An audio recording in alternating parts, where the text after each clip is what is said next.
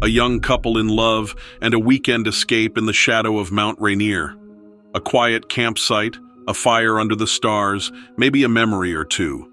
But what happens when the silence of the forest is broken by strangers in the night? Menacing, uninvited, and violent. A boyfriend struck down, a young woman running for her life, and then something else. Not the men, but something far bigger.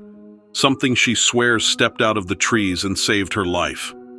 Listen to this story to find out what really happened in the woods of Mount Rainier that weekend. Sarah says she knows, and she hasn't been the same since. Welcome to Weird Encounters, a place where the ordinary fades into shadow and the unexplainable comes alive. Don't forget to like, subscribe, and become part of our ever-growing community of the curious.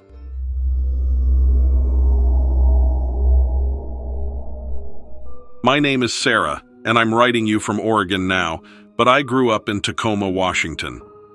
Back in the early 1990s, I was in my 20s and still living at home.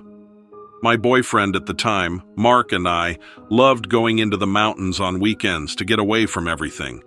We didn't have much money, so camping was our way to escape and feel like we were on a vacation. Mount Rainier was always our spot. It was close enough to drive in a few hours, but felt like another world. That summer, we planned a 2-night camping trip. Nothing serious, just us, our tent, and some food. We packed up Mark's old pickup truck and took Highway 410 up through Enumclaw toward the northeast entrance of the park. We'd done that drive a handful of times before, winding through the little towns, and it always felt exciting once you saw the mountain come into view. We parked near one of the smaller pullouts not far from sunrise. We had hiked in that area before, so we knew a spot a couple of miles in where you could set up camp away from the crowds. I can't remember the exact trail name now.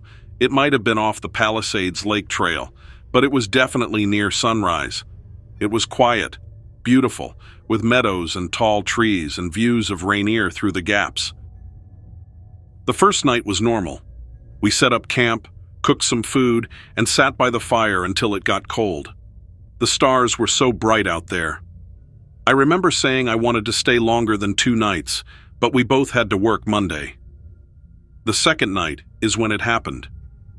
We had just finished eating and were sitting by the fire when 2 men walked into our campsite. It startled me because it was so remote. Nobody just wandered by that far in unless they were looking for something. They looked rough.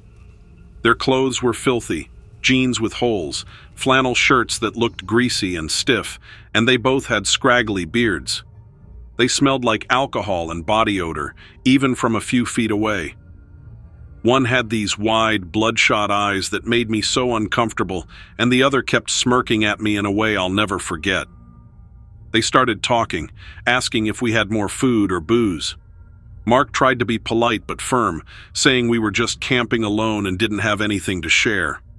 One of them stepped closer, muttering something about not being friendly. Before I could even move, the taller one swung something metal. It looked like a crowbar, and hit Mark right on the side of the head.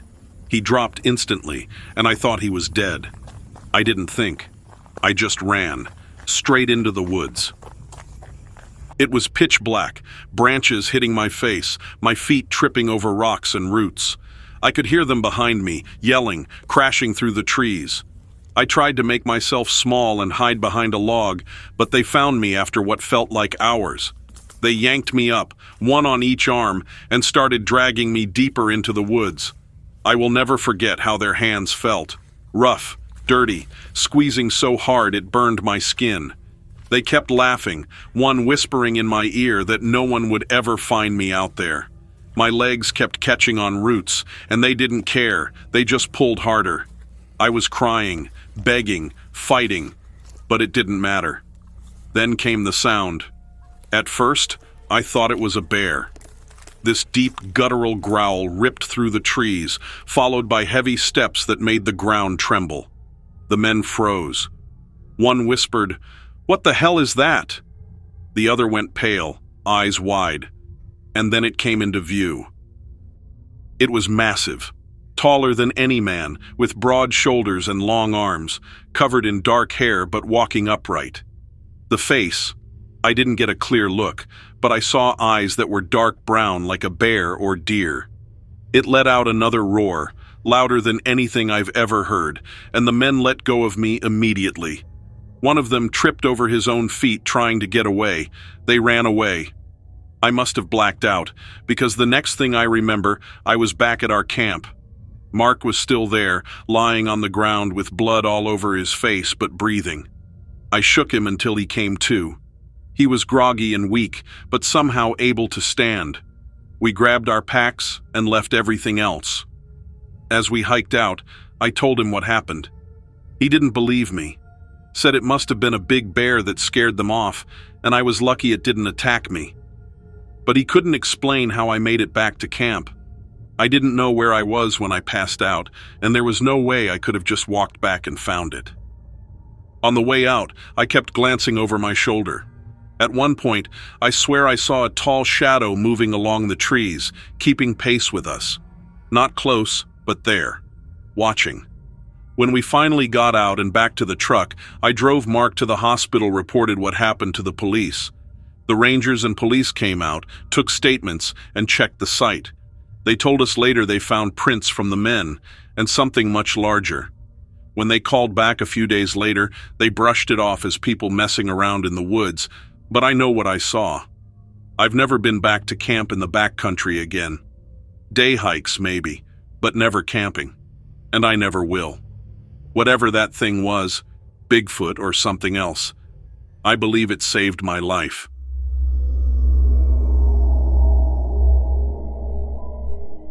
A maintenance contractor and his partner take a job in the Wisconsin woods, but what starts as routine repair work turns into a confrontation with something that hunted them. He says it followed them, circled their camp, and even struck their truck. Do you believe him? Let me know in the comments. I don't know if anyone will believe me, but I need to put it down somewhere before I lose my nerve. I'm not a storyteller.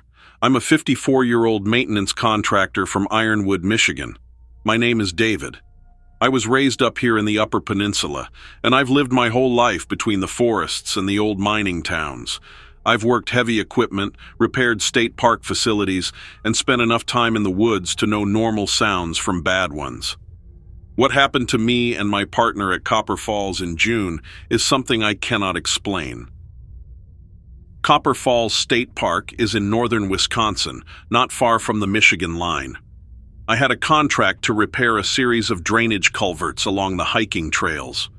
Spring floods had blown out sections of boardwalk, and the DNR hired me to do the concrete work with another contractor, Rick Mendoza. Rick's 41, former Marine, now working for himself. Reliable guy. The first week was routine.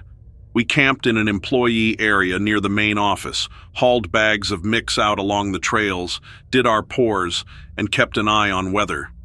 By mid-June, mosquitoes were thick and black flies worse, but nothing unusual. What started this was a sound 2 nights in. It was near midnight. We had a small fire in the ring and were talking about the next day. That's when we heard a heavy thud against one of the dumpsters near the service road. Not a raccoon, not a bear either. It was one solid strike, like metal flexing. Rick went for his flashlight, but when he hit the beam across the clearing, there was nothing at the dumpster. Instead, I caught sight of something moving between the trees. It was upright, pale, and it ducked back fast. I told Rick I saw it and he laughed, said I was spooked, but I know what I saw. I let it go and went to sleep. The next morning, we found prints in the mud behind the dumpster. Not boot treads, not paws either. They were long impressions, almost hoof-like but split down the middle in a jagged way. Something heavy left those. Rick stopped laughing after that. He said maybe some hunter messing around. I wanted to believe it. That day, we worked a section of culvert by Red Granite Falls. Tourists came through, hikers with kids. Nobody reported anything strange, but walking back toward camp near dusk, we found something else. On one of the trail signs, metal, brown paint with white letters, there were gouges carved straight across the word falls. 3 deep parallel grooves, shiny bare metal showing. It wasn't a knife. It was something like claws. Rick took pictures with his phone. He joked about sending them to DNR, but he never did. That night we kept the fire bigger. Neither of us said much. About 1 a.m. I woke to the sound of something breathing outside the tent. Not snorting like a deer, not huffing like a bear. It was slower, deeper, and it shifted position like a man standing too close. I froze and my skin went cold. I didn't call out. I just waited. I heard it take 2 steps and then silence. Morning came, and there were more of those prints in the dirt, circling the tent. On the 4th day, we had our first real look. We were down near the Bad River, pouring around one of the damaged bridges. Rick went up the trail to fetch more water. I was smoothing the mix when I heard him yell. Not a shout for help exactly, more like anger. I grabbed a shovel and ran. He was standing in the middle of the trail, white as a sheet. He pointed into the brush. I followed his finger. There it was. At first I thought it was a man without a shirt, crouched low, but the arms were too long and the head, it wasn't right. The face was stretched, skin gray-white, eyes sunk back. Its chest rose and fell like it had just run. It looked at us, and then it opened its mouth. I expected sound, but nothing came. Just a wide gape, teeth uneven and sharp, jaw too wide. Then it bolted. Not into the brush, across the trail in front of us, faster than any person could run. It cleared a fallen log in one bound and was gone down toward the river. Rick cursed and raised his phone, but it was too late. He was shaking. We packed up early that day. Back at camp, Rick said we should leave. I told him if we broke contract, we wouldn't get paid. He said he didn't care. I said maybe we could finish one more section and then call it. Around midnight, the forest went dead silent. No crickets, no wind, just stillness. Then, from the direction of the river, we heard wood crack. Then another, closer. Something big moving tree to tree. We put out the fire, grabbed our flashlights, and stood ready.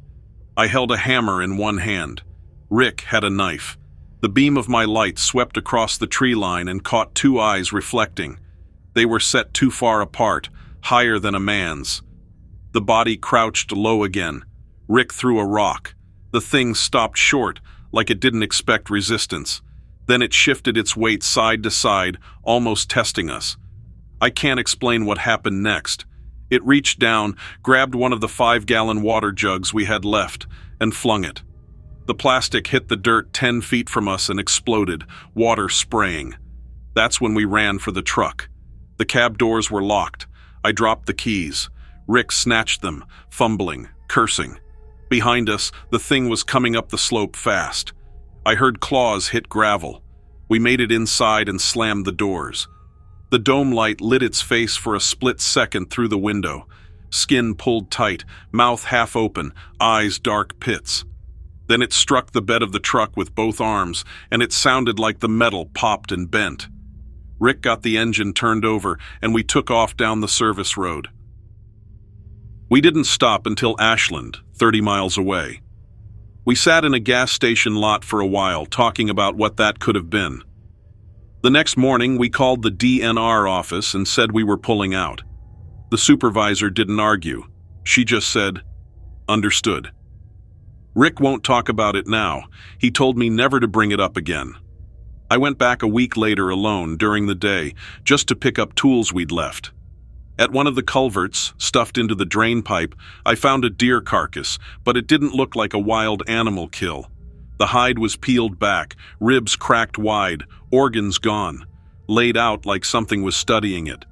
I left fast. I don't care who doubts me.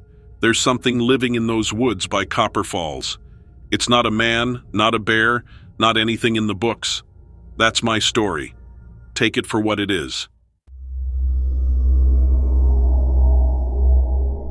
Loggers in the Pacific Northwest say they ran into something that tore down cedars, carved symbols into bark, and circled their trailer at night. They claim it wasn't one creature, but several. Can these stories of Bigfoot really be true? Let me know what you think in the comments section. My name is Paul Weller. I'm 49 years old, born in Tacoma, Washington, now living outside Aberdeen. I've worked timber since I was 18, logging, hauling, and later running my own small outfit doing salvage contracts for the state. I've been in most corners of the Olympic Peninsula. Nothing out there surprises me much anymore, except for what happened last fall near Lake Quinault. Last year in October, I took a job salvaging downed cedar along an old service road in the Quinault rainforest. The area is dense, towering spruce, moss dripping from every branch, rain almost every day. The contract was through a private mill, not state. My partner for the job was Ed Foster, 56, lifelong logger, hard as nails. We set up a camp trailer along a spur road about 2 miles past the last gate. Weather was constant drizzle, fog rolling thick in the mornings. 3 days in, we noticed something odd. Trees felled in patterns. Not our work. Old-growth cedars, massive, had been cut, but not with saws. The stumps weren't flat. They were torn, fibers splintered upward like something wrenched them apart. Whole trunks lay 50 yards from their bases, bark stripped in spirals. Ed said maybe landslides. But there was no slope steep enough, and the ground was firm and no sign of slide paths. That evening, I walked out to take a leak and saw symbols carved into the bark of a hemlock. Triangles stacked inside each other, about a foot tall. Fresh cuts, sap still wet. I asked Ed if he'd seen them before. He shook his head and said we'd best keep working and get out fast. That night, heavy knocking started in the woods, not like woodpeckers. These were slow, deliberate thuds echoing from tree to tree. Sometimes one, sometimes two answering. We sat in the trailer, lantern low, listening. The knocks grew closer, circling, then silence. Next day, fog hung thick. As we cut and loaded cedar, I caught movement in the mist, tall shapes between trees. At first I thought deer on hind legs, but they were broader, hair hanging in clumps. One stepped into partial view. It stood 8 feet tall at least. Dark fur matted, shoulders huge, head sloped forward. It held a length of stripped cedar in one hand. When it turned, I saw its eyes, dark, deep set, watching with intent. Then it slammed the cedar against a trunk. The crack echoed like a rifle shot. 2 more cracks answered from deeper in the forest. Ed saw it too. He dropped his saw and muttered, "Bigfoot." We tried to act like nothing happened, but work slowed. Every time we started the saws, knocking would begin again, louder, closer. Around noon, we found a pile at the edge of the clearing, elk bones arranged in a spiral. The skull sat on top, jaw torn free. Fresh. Ed wanted to leave right then. I said we needed the paycheck. He cursed me for a fool. That night was the worst. Rain hammered the trailer roof. Wind shoved against the walls. Around midnight, something heavy brushed the side. The whole trailer rocked. I grabbed the shotgun. Ed stood by the door with an axe handle. A massive hand slammed against the window, cracking the glass. Dark fur, fingers wide as my wrist, then another slam on the roof. The trailer shook. We shouted, banged pots, fired a warning shot out the door. Silence fell. For 10 minutes we heard only rain. Then, far off, came a deep, rolling howl. Not wolf, not elk. It carried weight, vibrating the ground. By morning, our work site was wrecked. Logs we'd staged for pickup were scattered. The loader was shoved on its side, tracks bent. Around it, prints sunk deep into mud. Not bare. Wide, flat, human-like, but twice the length of my boot. We packed fast. On the road out, fog closed in. Through it, shapes moved parallel, keeping pace. As we reached the gate, a tree crashed down across the spur behind us, blocking the road we'd come from. Perfect timing. Almost planned. Back in Aberdeen, I told the mill foreman we couldn't finish. He just nodded, said, "Happens sometimes in Kinol. Ed says if people knew what roamed those woods, they'd never set foot in them again. I don't care if you laugh. We saw them. More than one. They watched, warned, and when we didn't leave fast enough, they destroyed what we had."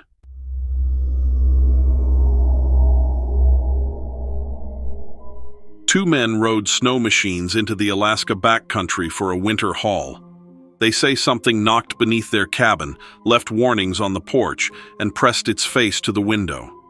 One swears he fired point blank, but nothing bled. My name is Craig. I'm originally from Fairbanks, but living in Palmer, Alaska now. I've worked for years as a guide and supply runner for remote cabins in the Talkeetna Range. If hunters, miners, or surveyors need gear hauled in on snow machine or pack mule, I'm one of the guys who gets called. I've had my share of run-ins with bears, wolves, moose. I know how dangerous Alaska can be, but what happened last February was different. It wasn't any animal I've ever encountered before. A friend of mine, Dan McMillan, runs a trap line north of Hatcher Pass. He asked me to help him haul supplies up to one of his winter cabins, about 15 miles off any marked trail. Weather was fair, single digits, clear skies. We rode snow machines up along the ridges, pulling sleds loaded with fuel, traps, and food. We reached the cabin by late afternoon. It's a rough log structure, one room, old iron stove, no power. We unpacked, set snares near a creek, then cooked moose meat on the stove. Around 9, wind picked up. By midnight it was a full whiteout, snow driving sideways. We stayed inside, listening to the stove tick. That's when we heard the first noise. A steady knocking. 3 beats. Then silence. Another 3 beats, but not on the door, it was from under the floor. Dan thought maybe ice cracking. I've heard that sound. This wasn't it. We lifted one floorboard. The ground beneath was frozen solid, no water movement. The knocking came again, sharper, like knuckles on wood. We nailed the board back and stoked the fire. We didn't talk much after that. Next morning, the storm cleared. Blue sky, glittering snow, everything calm. We went out to check snares. About 200 yards from the cabin, we found tracks, not snowshoe hares, not wolf. These were big, round impressions, but the shape was wrong. 4 wide toes, no claw marks, each print sunk deeper than my boot.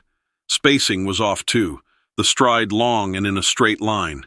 We followed the trail for a while until the prints cut up a slope of rock and vanished. Back at the cabin, something was waiting on the porch. It was a dead bird, looked like raven, but its wings were torn off and its head twisted backward. Dan swore and kicked it into the snow. His family's Athabascan, and he muttered something about warnings. I asked what he meant, but he wouldn't answer. That night, we kept the lantern burning. The wind carried faint sounds, and also like someone was dragging a stick across the cabin walls. Then came a smell, faint but pungent. We armed ourselves. I had a 30-30 lever action. Dan had a shotgun. Around 2 a.m., snow crunched outside. Slow steps. Then silence. We waited. Then a shadow moved across the window, tall and shoulders hunched. Dan shouted. I raised the rifle. The figure didn't flinch. It leaned close to the window. Its face filled the glass. Skin pale as ice, eyes black, mouth wide open. I fired. The glass shattered. When we rushed out, nothing was there but tracks circling the cabin. Same 4-toed prints, deep in the snow. The next morning, we debated leaving. Dan said storms would trap us if we left too soon, so we had to stay 1 or 2 more nights. That was the worst feeling. Just after midnight, pounding shook the walls, not like a fist, like an entire body slamming the cabin. We braced the door with the stove bench. The pounding shifted to the roof. We heard claws rake across the logs, and snow was sliding off in sheets. Then the chimney rattled. Something was scraping down it. Ash fell into the stove. Dan shoved the damper shut and we both backed away. The stove thumped once from inside, then went quiet. Minutes later, something shoved its arm, long gray with 4 thick fingers, through the broken window. Nails like black stone. I fired point blank, and the hand jerked back. At dawn, we packed fast, left gear behind, and rode out. We didn't stop until Palmer. 2 days later, Dan's cabin burned down. It was a total loss. The official story said chimney fire. I told Fish and Game what we encountered. They said maybe bear tracks distorted in snow, maybe vandals at the cabin, but they dismissed it. But I know what I saw, and something strange and inhuman lives out there. I haven't encountered anything strange since, but I will always remember those couple horrifying nights. And so, another strange encounter fades away. A trick of the mind, or something far more unsettling. That's for you to decide. Thank you so much for watching my stories. Make sure you hit that like button, subscribe, and turn on notifications. Your support is what keeps this channel going.